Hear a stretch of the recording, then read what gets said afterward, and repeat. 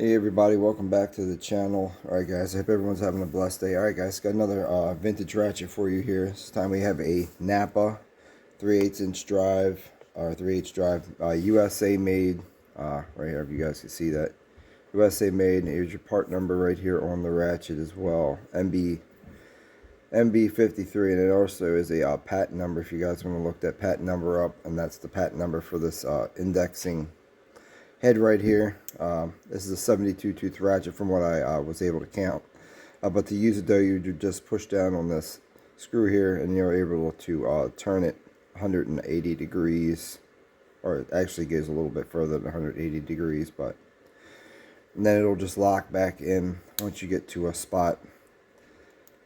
So you got that, and then you said you got this nice handle on it here. It's there's no knurling on the handle or anything like that. Like I said, it's just a pretty simple design, rounded off. A little bit smaller than my hand, but it's okay. Alright, we're going to get you an overall length of this ratchet here. From top to bottom, it's about 9.5 inches, a little more than 9.5 inches long. I do have another 3/8 inch ratchet here. It's a Sparta USA ratchet.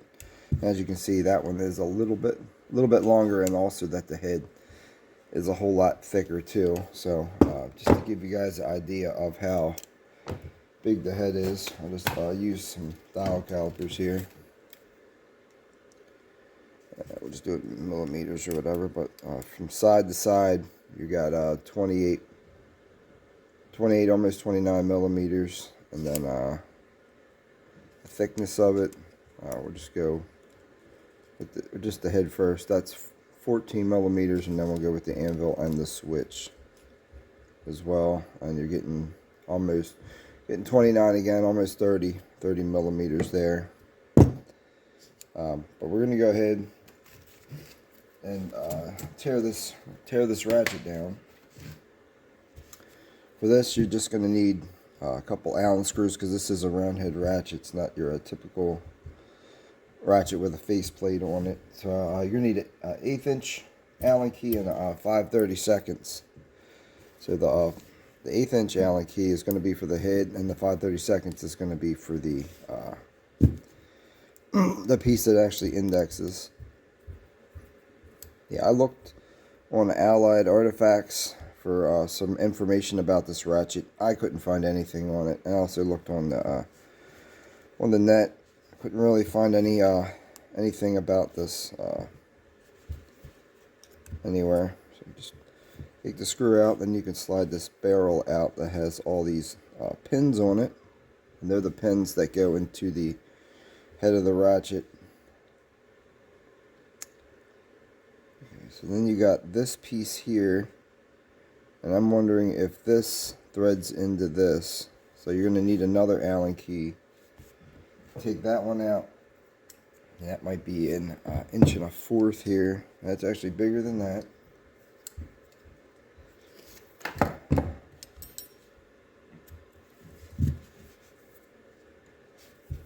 We can break this or not. Sorry about that. I had to actually stick that in the vise, because I don't think this ratchet's ever been taken apart before. But yeah, I had to put that in the vise, because that was really it was stuck. It's never been pulled apart or cleaned before. So there you go. Here's your ratchet. It's got a little bit of dirt in there, but yeah, this piece here is threaded, and that's just the through hole. I see the threads on that. And this is just the through hole through the ratchet itself. Now we'll go ahead and we'll pop this head apart.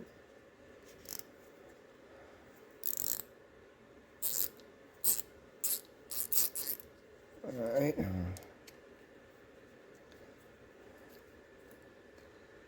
There's that. And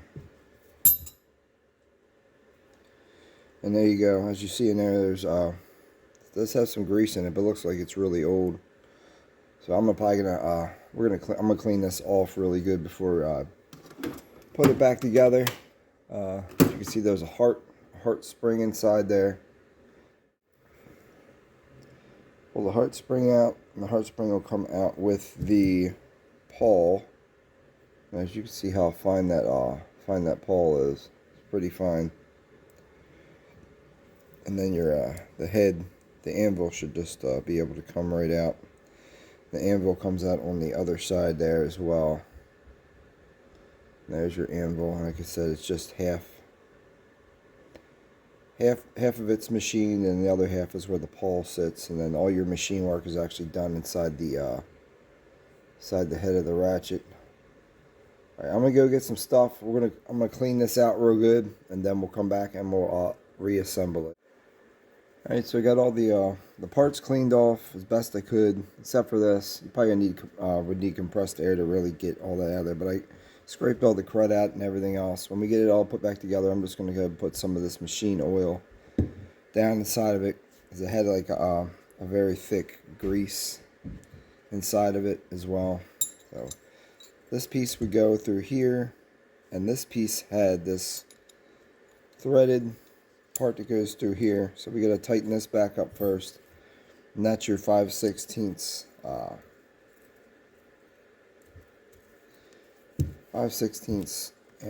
Allen key. Like I said, this was it was in there pretty tight. I'm just gonna hold it with my hands though, like that. And then this barrel was inside there. I'm gonna put some oil down inside these holes here.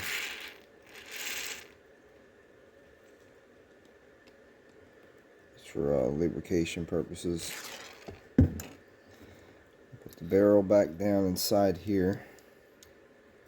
I think it really matters which way it goes. And then the barrel had the spring with this other bolt holding it in. I didn't see any Loctite on these, so you can put some Loctite back on them if you wish. I'm just going to put it back in regular for now.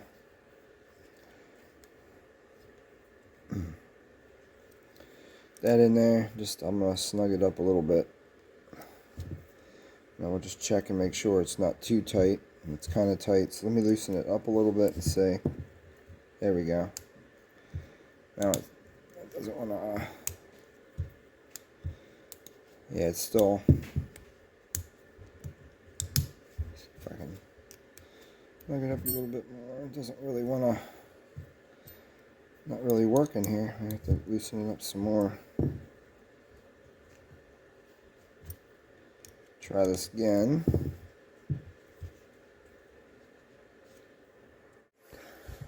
Alright, I had to play with it a little bit to get it to where it was loose, a little bit looser. I think I flipped the spring around. I'm not sure if the spring was tapered a little bit more to one side or the other. I'm not real sure, but we're just going to go ahead and say that it wasn't. I'm going to put put the anvil back in on the front. Then we'll flip it over. And then your heart spring. Make sure you have this in the right way. It's got like a little chamfer on the one side here. Heart spring goes inside the hole. I get the heart spring back inside first.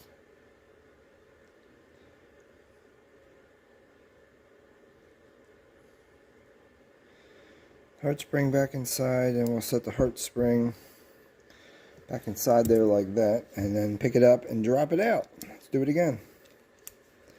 Just trying to show you guys what we had here. Alright, so there we go. I'll hold it this time. So you put the heart spring back inside there. And like I said, I'm just going to put some lubrication on the inside of this ratchet here.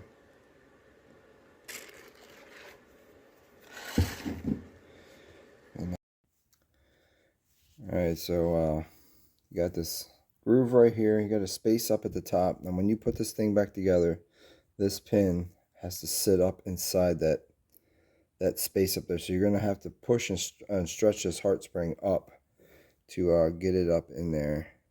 So I like to put it like that and then push it up a little bit. Get it right on the edge. And also you guys can, like I said, you can put Loctite on this if you will. I don't plan on using this ratchet too often, so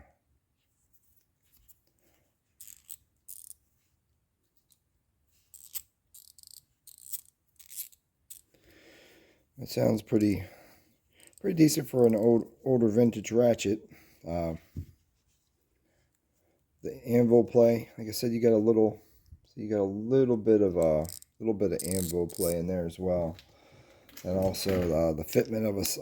We use these gear wrench sockets. The fitment on there, pretty tight on this ratchet. The ball detent, it's pretty strong. So you can have a decent sized socket on there, 3/8 for 3/8 drive, and you shouldn't have any issues of taking it on, or having it fall off on you. But that's it. Moves pretty freely now that we taken it apart, got all that grime out of it, lubricated it up. Moves pretty good now. But that's it, guys. I wanted to share that with you. All right, guys. Thank you. God bless, and just have a great day.